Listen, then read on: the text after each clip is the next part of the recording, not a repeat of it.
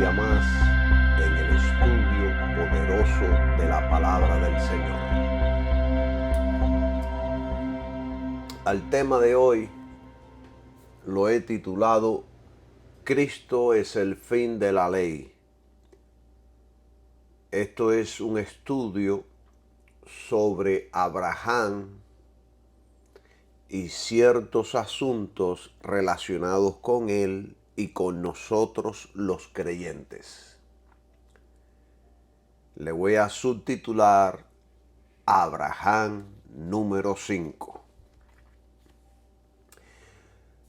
Hoy día mucha gente dice, y aún cristianos que yo los escucho, el pueblo de Dios son los judíos. El pueblo de Dios es Israel. Ellos son los escogidos. Porque están interpretando el Antiguo Testamento literalmente y no espiritualmente. Para que podamos ser buenos estudiantes de las Escrituras, debemos guiarnos por lo típico y lo figurativo como el único principio seguro de interpretación, ya que la mayoría de los sucesos, historias, promesas y profecías del Antiguo Testamento y también algunas del Nuevo Testamento, como lo es el libro de Apocalipsis y muchos de los escritos de los apóstoles, no se pueden interpretar literalmente. No podemos aplicar literalmente muchos sucesos sin arribar a conclusiones que contradicen el testimonio apostólico. Todo lo que se dijo en el Antiguo Testamento tiene que estar de acuerdo con el Nuevo Testamento. Si contradice a los profetas y a los apóstoles, entonces tiene que tener otra interpretación. Como por ejemplos, yo le voy a poner ejemplos de las Escrituras. En Génesis 3:15, cuando el hombre cae y Dios da la promesa de que la simiente de la mujer aplastaría la cabeza a la serpiente, todos los cristianos aquí estamos entendiendo que esta simiente se refiere a su Hijo Jesucristo, quien fue el que le pisó la cabeza a la serpiente. Aquí está hablando figurativamente de su Hijo Jesucristo. Y cuando la serpiente aparece en el Génesis, todos entendemos y comprendemos que se refiere a Satanás. De la misma manera, cuando Dios le dijo a Abraham en Génesis 22:18, en tu simiente serán benditas todas las naciones de la tierra, podemos entender, de acuerdo a lo que nos enseña el Nuevo Testamento, que el Espíritu Santo le revela al apóstol Pablo que la simiente significa Cristo. Pero si no tuviéramos esa revelación en el Nuevo Testamento, estuviéramos entendiendo la promesa a Abraham literalmente, no figurativamente, no espiritualmente. Y en las Escrituras hay miles de ejemplos que podemos enseñar de sucesos, historias, promesas y profecías que no se estaban refiriendo al momento, sino al futuro. Porque como Dios es tan sabio, utiliza los momentos para predecir el futuro. Y un ejemplo máximo de esto lo tenemos en el rey David. Cómo es que la mayoría de sus salmos, que fueron vivencias genuinas de su vida, que fueron momentos dolorosos de su vida por los cuales él atravesó, muchas de esas vivencias eran profecías mesiánicas, es decir, profecías sobre Cristo. Porque Dios es poderoso para poder hacer esto. Otro ejemplo que es poderoso. El cordero que los israelitas sacrificaron y comieron antes de salir de Egipto. El Espíritu Santo nos revela en el Nuevo Testamento que esto se refiere al Cordero de Dios que quita los pecados del mundo. Se lo reveló a Juan el Bautista y después a los apóstoles. Y entonces en Pablo, en 1 Corintios capítulo 5, versículo 7, él dice que porque nuestra Pascua, esa Pascua que habla el Antiguo Testamento, nuestra Pascua es Cristo. Ya fue sacrificada por nosotros. ¿Están entendiendo por qué la mayoría de las cosas la tenemos que interpretar espiritualmente? Todo se escribió para nuestra enseñanza, para nuestro ejemplo, todo para apuntar a Jesucristo y al nuevo pacto de la gracia. Esto que yo les estoy explicando a ustedes no lo entiende mucha gente, porque la Biblia no fue escrita para la gente natural, sino para aquellos que nacen de nuevo, ya que se ha de interpretar espiritualmente. Y el apóstol Pedro le dijo esto de una manera muy poderosa cuando él dijo: entendiendo primero esto, que ninguna profecía de la Escritura es de interpretación privada, porque nunca la profecía fue traída por voluntad humana, sino que los santos hombres de Dios hablaron siendo inspirados por el Espíritu Santo. Escribían lo que le daba el Espíritu Santo. Y el apóstol Pablo lo dijo mucho más claramente cuando dijo en 1 Corintios 2:14, pero el hombre natural no percibe las cosas que son del Espíritu de Dios, porque para él son locura y no las puede entender, porque se han de discernir espiritualmente. Así que cuando leemos la Biblia, hay muchas cosas que son figurativas, son figuras que tipifican algo en el futuro. Son figuras que apuntan al Mesías, apuntando al pueblo de Dios, apuntando al nuevo pacto, a la nueva Jerusalén, al reino de Dios, a todas las promesas que Dios hizo en el pasado.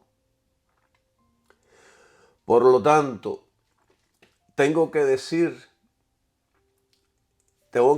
algo que es doloroso y que va a afectar a mucha gente, pero lo tengo que decir. No existen dos pueblos de Dios. Hay un solo pueblo de Dios, los creyentes, los que hemos creído en Cristo. Hay un solo pueblo. Y Dios derribó por medio del sacrificio de Cristo la pared que separaba a los judíos de los gentiles. Ahí en Efesios 2:14 dice: porque Él, quien es el Cristo, es nuestra paz, que de ambos pueblos hizo uno, Hay un solo pueblo, no hay dos pueblos. De ambos, de los dos, de los judíos y de los gentiles, hizo un solo pueblo. Los judíos y los gentiles son uno en Cristo. Y después el final del versículo dice, derribando la pared intermedia de separación. Y físicamente, literalmente, había una pared. Cristo derribó el muro que separaba a los judíos y a los gentiles. Era una pared aproximadamente de 6 pies de alto, separaba el patio de los gentiles del de los judíos en el templo. Si alguien cruzaba la pared, significaba la muerte para cualquier gentil. Los judíos siempre trataban de vivir aparte de los gentiles.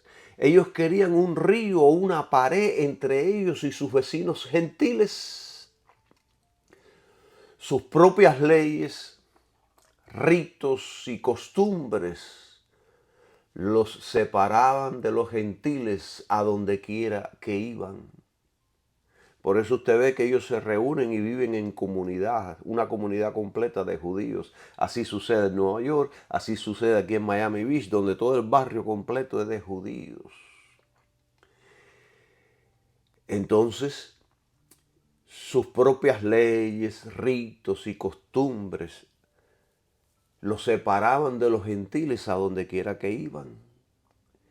Esto es lo que se refiere como el muro intermedio de separación entre judíos y gentiles. Pero Cristo abolió la ley de Moisés con todos sus mandamientos, ordenanzas y ritos, y proveyó un pacto totalmente nuevo, tanto para judíos como para los gentiles, haciéndolos uno y al mismo nivel en todas las cosas.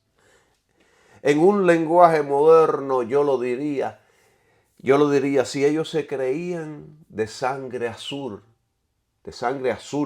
una raza única, los predilectos de Dios, todos los demás eran perros. Y hasta el día de hoy hay muchos que siguen creyendo lo mismo. Miren, para enfatizar esto más claro y que quede claro en la mente de todos los estudiantes, de todos aquellos que me están escuchando, el velo literal del templo se rasgó de arriba abajo, indicando que había un camino para entrar al lugar santísimo para todos los hombres. Ya no era exclusivo para el sumo sacerdote. Cristo abrió el camino y la ley antigua había terminado y empezaba un pacto nuevo. Gloria sea el nombre de Jesús por lo que hizo.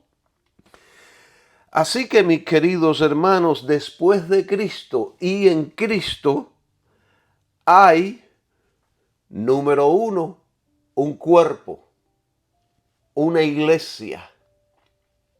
No hay dos cuerpos, no hay dos pueblos. Hay un cuerpo, un pueblo, una iglesia. 2, un espíritu, el Espíritu Santo. 3, una esperanza, el llamado cristiano. 4, un Señor, el Señor Jesucristo. Y 5, una fe, el Evangelio en forma de doctrina. 6, un bautismo dentro del cuerpo de Cristo. No estoy hablando del bautismo en agua, sino del bautismo que recibimos cuando aceptamos a Jesucristo. El bautismo en el cuerpo de Cristo. Y número 7, un Dios y Padre de todos. Qué maravillosa es la palabra de Dios enseñándonos todas estas preciosas promesas. En Gálatas 3:8 la Biblia dice que en Cristo ya no hay judío ni griego, no hay esclavo ni libre, no hay varón ni mujer, porque todos vosotros sois uno en Cristo Jesús. Esto está poderoso. Miren, mis queridos hermanos, escuche con atención. Todas las razas, las clases y los sexos son uno en Cristo e iguales. Iguales en derechos y privilegios con relación a los beneficios del Evangelio. Estos hacen un cuerpo con Cristo como cabeza. Jesús y el Evangelio tendieron un puente sobre el abismo que había entre judíos y gentiles, amos y esclavos y hombres y mujeres. Ahora somos uno en Cristo. ¿Pueden entender esto, mis queridos hermanos? Y después en Gálatas 3:29 nos dice, y si vosotros sois de Cristo, escuche, ciertamente linaje de Abraham sois y herederos según la promesa. Esto está poderoso. Cristo es la simiente de Abraham. Por eso mi unión con Cristo me convierte en la simiente de Abraham también. Por lo tanto, los que creemos en Cristo somos los verdaderos herederos y coherederos con Jesucristo. Voy a ir lento porque necesito que ustedes entiendan esto bien claro. Necesito que ustedes entiendan esto con claridad para que nadie les venga a hacer un cuento allá afuera. Todos los cristianos son uno en unidad, en derechos y en privilegios. Así como el Padre, el Hijo y el Espíritu Santo son uno en unidad, pero no en personas. Por lo tanto, somos herederos según la promesa.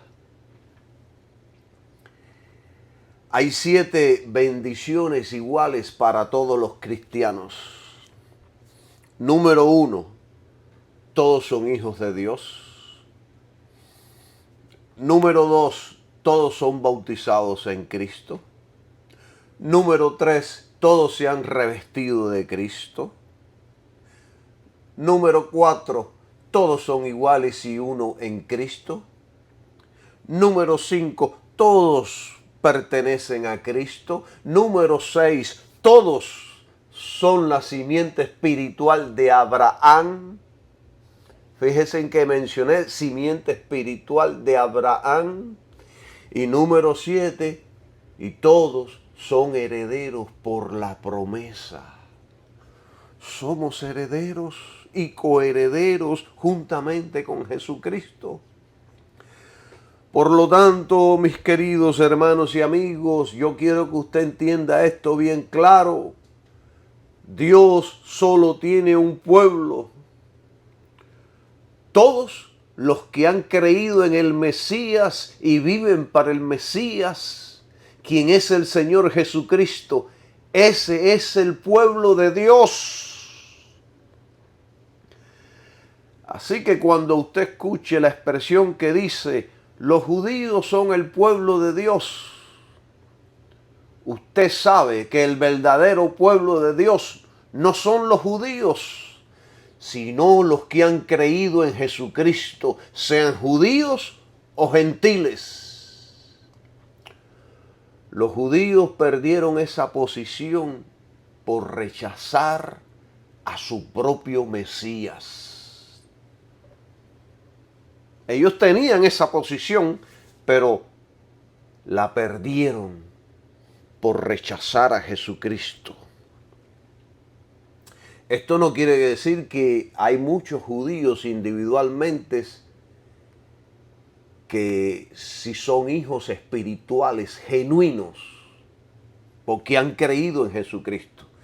Pero la nación de Israel como nación perdió este privilegio. Gálatas 6:16 dice, y a todos los que anden conforme a esta regla, paz y misericordia sea a ellos. Y escuche la última frase, y al Israel de Dios. Escuche bien esto, porque mucha gente dice, ay, está hablando de Israel, ellos son el Israel de Dios. Aquí no se está refiriendo a toda la nación, porque la maldición de Dios estaba sobre ellos. Aquí habla del Israel escogido por el Padre, redimido por el Hijo y regenerado por el Espíritu Santo. Eso es lo que está hablando. Tenga mucho cuidado con las propagandas judías, porque ellos no están agradando a Dios.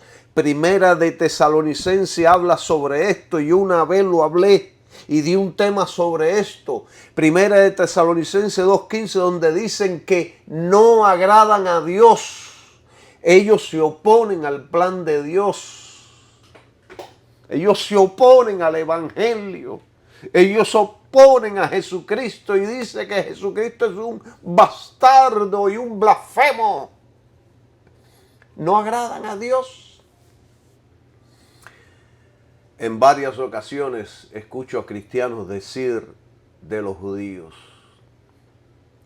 y usted se va a identificar con esto, porque hay muchos videos en el internet que hablan sobre esto que les voy a mencionar.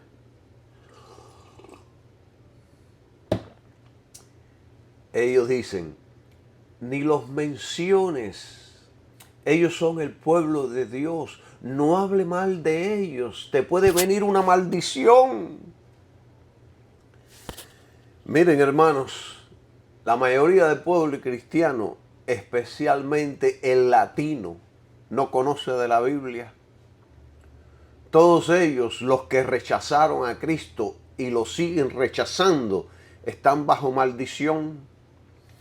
Están perdidos y muertos en delitos y pecados y necesitan salvación, al igual que millones en el mundo gentil. Aquí yo estoy generalizando para que no piensen que estoy hablando solo en contra de los judíos. Estoy diciendo y explicando la condición en la que se encuentran y que necesitan ser restaurados. Lo que deberíamos decir es lo siguiente. Esto es lo que deberíamos decir. No hables mal ni desees mal contra un cristiano, porque puede que te vaya mal. Porque ese cristiano es el cuerpo de Cristo, ese cristiano es el pueblo de Dios. Si se meten con el más pequeño, aquel que a los ojos del mundo no vale nada, Cristo dijo, y cualquiera que haga tropezar a uno de estos pequeños que creen en mí, mejor le fuera que se le colgase al cuello una piedra de molino de asno y que se hundiese en lo profundo del mar. Eso es lo que tenemos que decir.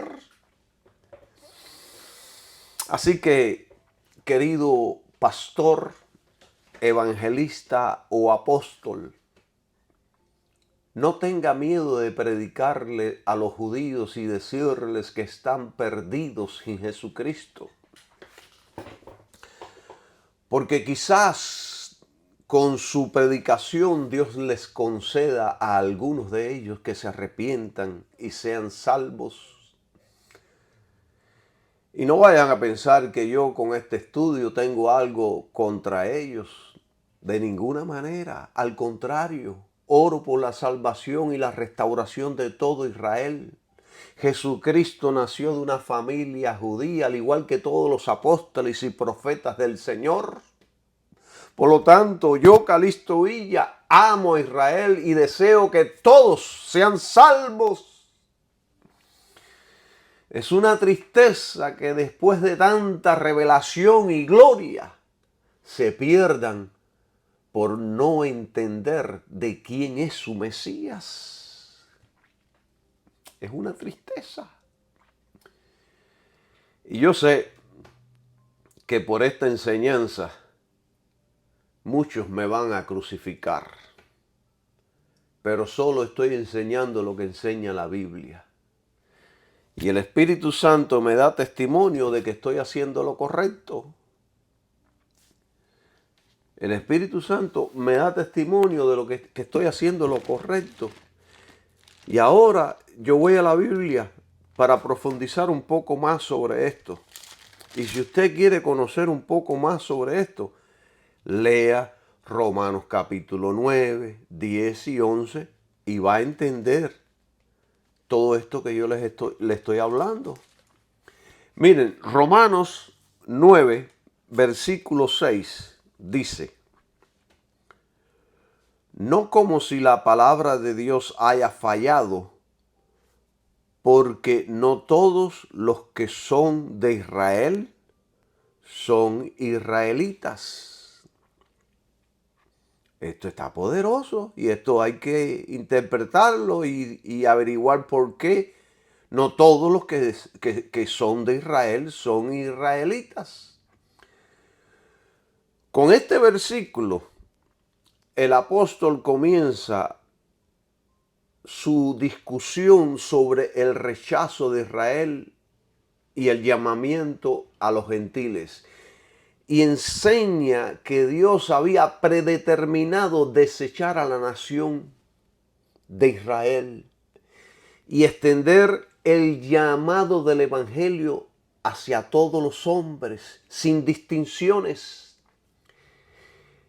Y Pablo lo hace enseñando que Dios era totalmente libre de actuar de ese modo, ya que había anunciado por sus profetas que así lo haría.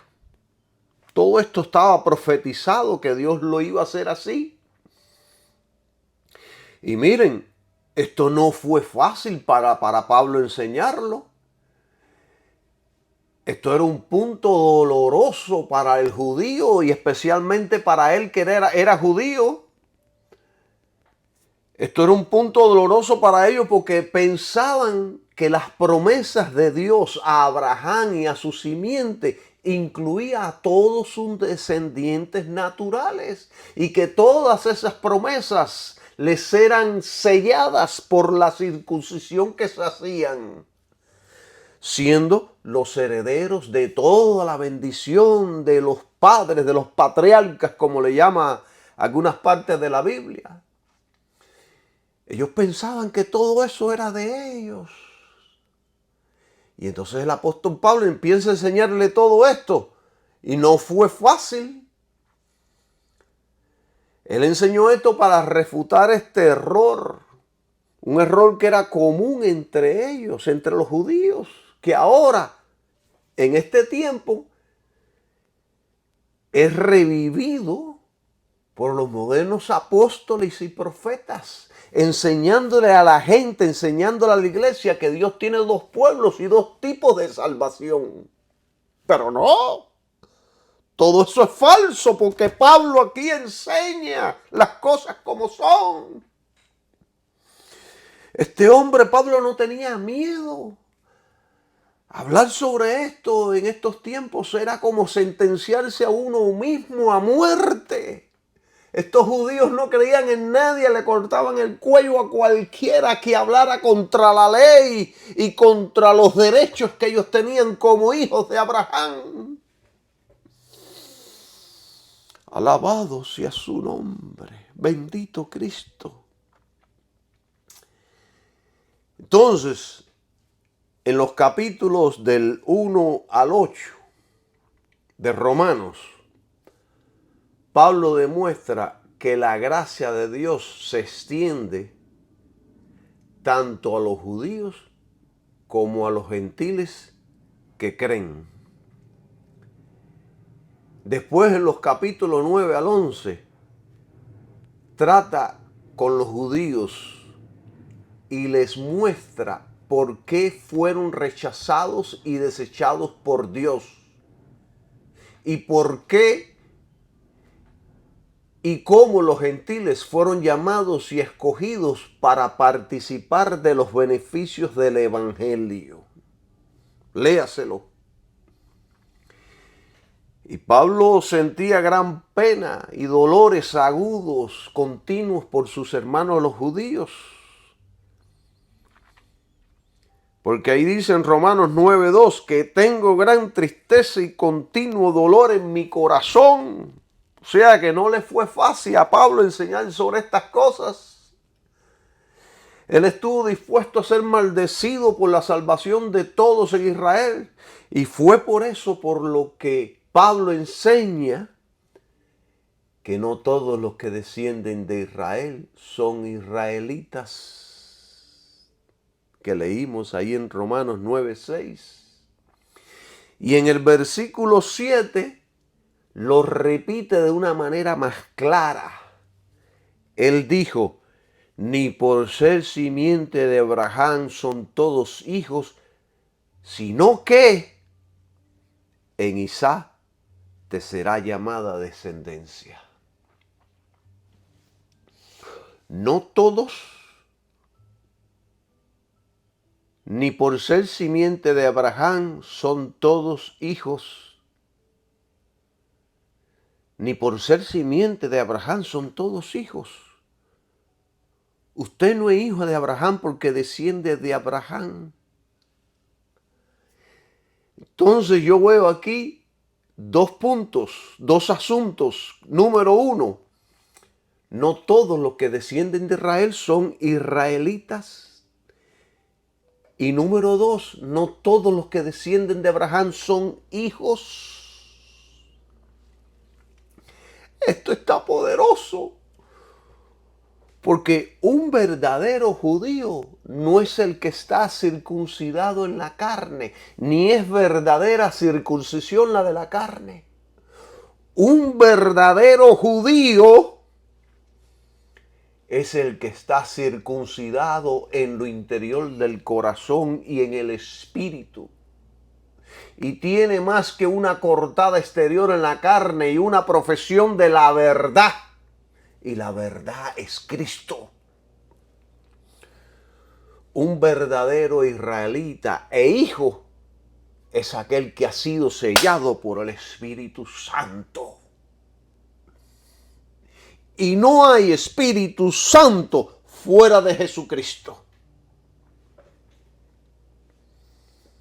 No hay Espíritu Santo fuera de Jesucristo. Gloria sea al Señor por este maravilloso estudio, por esta maravillosa revelación y enseñanza que nos dejaron los apóstoles en su palabra. Efesios 1:13 dice algo poderoso sobre este asunto. Dice, en el cual también confiasteis vosotros, habiendo oído la palabra de verdad, el evangelio de vuestra salvación, en quien también, desde que creísteis, fuisteis sellados con el Espíritu Santo de la promesa. Aquí hay material en abundancia. Número uno, el orden de este versículo, el orden de lo siguiente es oír la palabra verdadera. 2, el evangelio es la salvación. 3, creer en el evangelio, quien es Cristo y la cruz. Y 4, una vez que reunimos esos 3 requisitos, somos sellados en Cristo con el Espíritu Santo en el momento de creer y recibirlo. Y nos convertimos en el pueblo de Dios. Y hay algo que debo aclarar.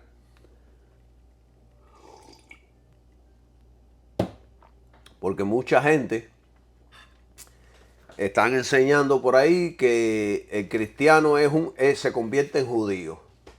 Que cada cristiano es un judío. No, no es un judío.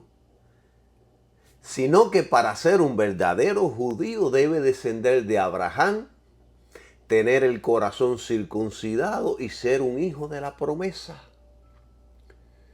Yo he escuchado a montones maestros decir, todos los que creemos en Cristo somos judíos. No, eso no lo enseña la Biblia. Eso lo enseña la gente que malinterpretan los pasajes bíblicos. Yo soy cubano, soy gentil, no soy judío. Pero ahora pertenezco al pueblo de Dios porque he aceptado a Jesucristo y soy hijo de la promesa. Y soy coheredero, soy heredero de Abraham y coheredero con Cristo Jesús. Y yo quiero aclarar algo sobre este asunto para que no queden dudas aquí de lo que estamos enseñando. Primero, ninguna de las promesas divinas del Antiguo Testamento, del Antiguo Pacto, fueron hechas a nadie según la carne, sino a los hombres regenerados por el Espíritu Santo. Segundo, la Biblia enseña que hay dos clases de israelitas: los que son descendientes carnales y los otros que son espirituales, siendo estos los hijos de la promesa, los espirituales. Así, de esta manera, el que nace según la carne es contrario al nacido por la promesa.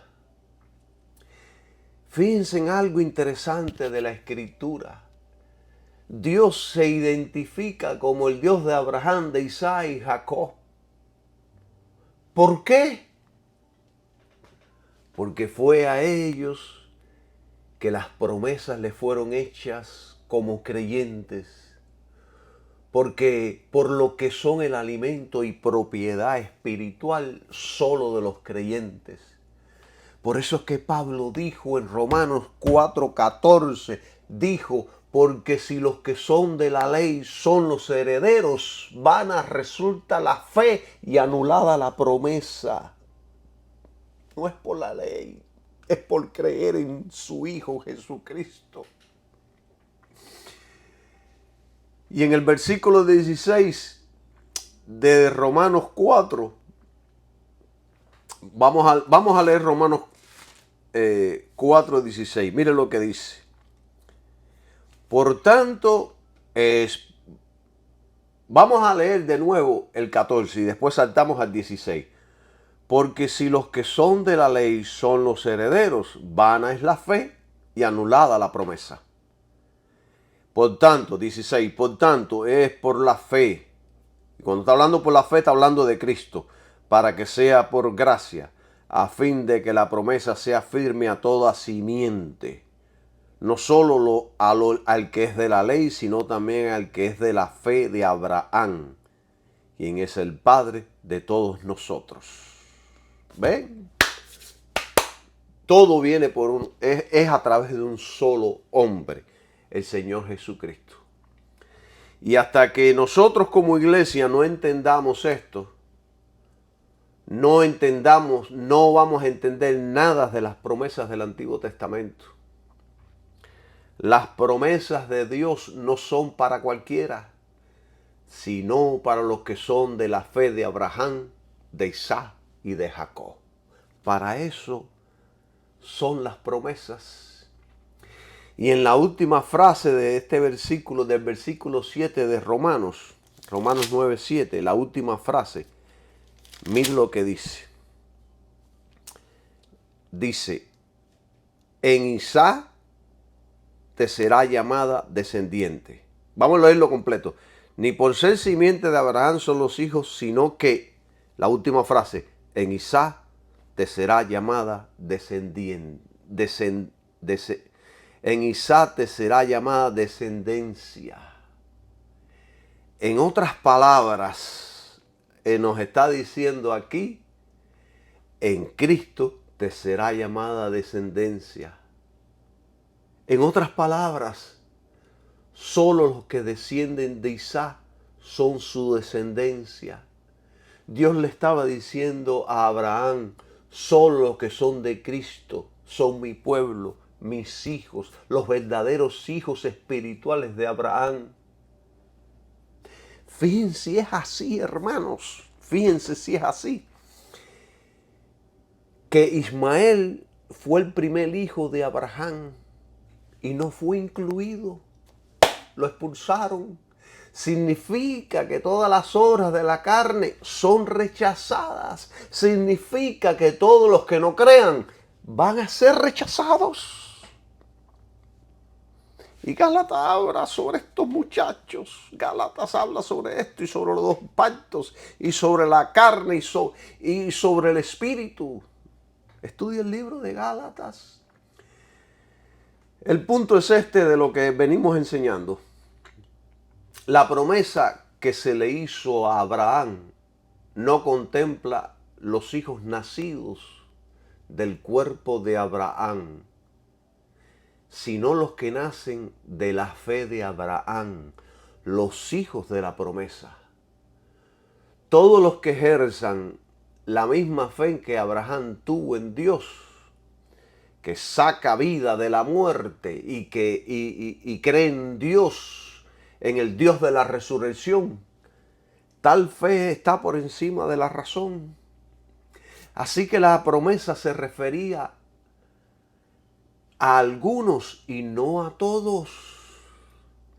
Miren, Isaac y Jacob ilustran la doctrina de la soberanía de Dios en la elección.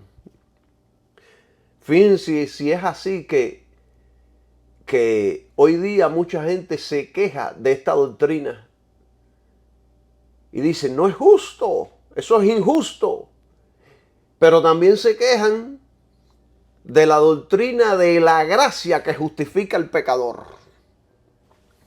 Yo recuerdo que un día alguien me preguntó, bueno, entonces si es así como tú dices, ¿tú crees que si Fidel Castro, después que haya cometido tantos crímenes, si él se arrepiente y acepta a Jesucristo, que Dios lo va a perdonar? Le dije, sí, esa es la promesa.